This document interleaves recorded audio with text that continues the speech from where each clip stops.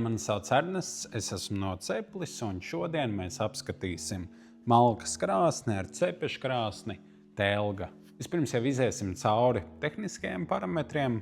Krāsņai ir 11 kW jauda, kas ir pietiekama telpām līdz pat 80 kvadrātmetriem. Protams, tas arī atkarīgs ir no siltuma zudumiem telpā.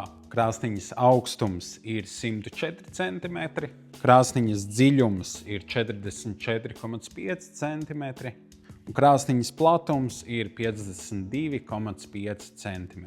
Svars 95 kg un kurināt var gan ar malku, gan ar briketēm. Krāsniņas augšējo daļa, dūmats 130 mm diametrā, ir iestrādāts arī aizbīdnis, kas, protams, pa 100% neaizvarās, lai nerastos tvana gāze, ir ar šo drošības atvērumu. Tālāk jau mums augšējā daļa izgatavota ir no tērauda un ir viens izņemams riņķis.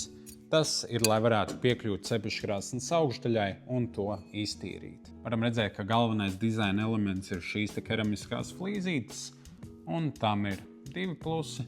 Viens, tās veido šo dubulto sienu, lai izveidot šo konvekcijas siltumu.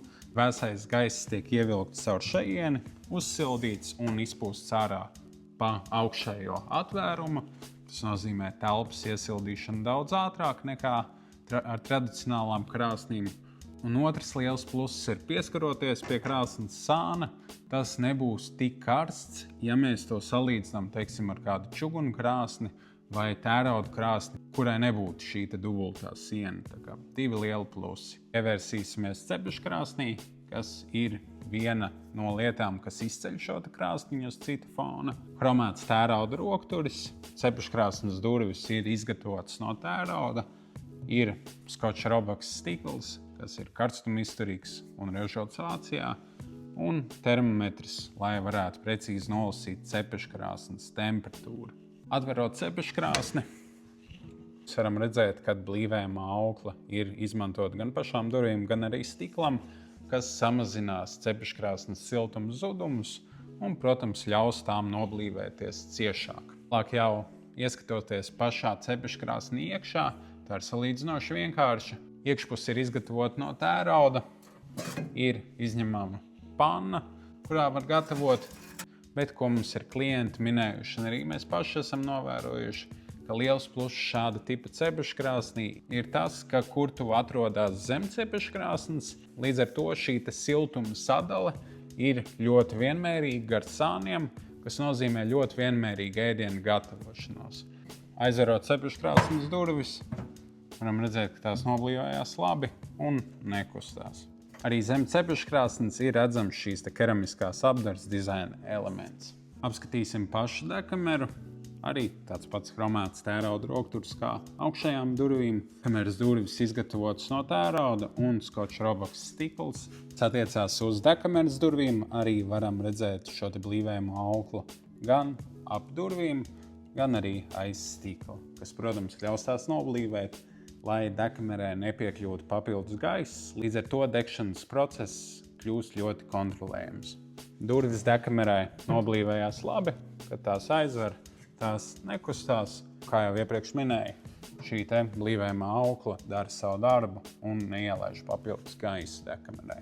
Priekšā dekamerā varam redzēt šādu tērauda barjeru. Tas ir, lai malka nesistos iekšā stiklā, līdz ar to stikls paliktu daudz tīrāks un arī tiktu pasargāts. Skatoties pašā dekamerā iekšā, varam redzēt, ka tā ir pilnībā izvietota ar biezām šamata plāksnēm, kas, protams, arī ir nomaināmas. Un zem tām ir čuguna reste, kas arī ir nomaināma. Dekameras augšējā daļā mums ir šķēlēja plāksne, kas šīs karstās dūmgāzes sašķeļ un novirza gar cepeškrāsnes sāniem. Malkas ietilpība šai krāsniņai būs šādā veidā līdz 34 cm un šādā līdz pat 40 cm. Tagad jau apskatīsim pelnu atvilkni. Tā ir izgatavota no tērauda, tā ir kromēts tērauda rokturis un tā arī funkcionē kā primārā gaisa padeve, jeb gaiss, kas pieplūdīs zem čuguna restes. Kad krāsniņa tiks iekurta, šo pelnu pannu var atvērt vaļā Un, kad krāsniņa jau kursies, to var aiztaisīt cieti un ļaut, lai krāsniņa stabilā režīmā lēnām kurās. Skatot pašu pelnu atvilkni, varam redzēt, ka arī šeit ir izmantota šī aukla. Protams, lai veiktu šo funkciju, vai nu pelnu atvilkne ir atvērtā pozīcijā, lai gaiss piekļūtu, vai arī slēgtā, lai tas nepiekļūtu. Un pat pelnu atvilkne ir diezgan ietilpīga, pietiks ilgam laikam. Un pašā malkas krāsnes apakšā mēs redzam atvērumu, kas ir paredzēts malkas novietošanai, lai parocīgi to uzreiz varētu pievienot dekamerai. Paldies, ka noskatījāties šo video par Telga malkas krāsni. Ja gadījumā jums ir kāds papildus jautājums, sazinieties ar mums mūsu kontaktu sadaļā, mēs jums palīdzēsim. Ja vēlaties konkrēto krāsniņu vai kādu citu no mūsu piedāvātajām krāsniņām apskatīties klātienē, pašlaik arī atrodamies mūsu izstāžu zālē. Iespējams izdarīt pēc iepriekšēja pieraksta vairāk informācijas mūsu kontaktu sadaļā. Paldies vēlreiz, lai siltums katrās mājās!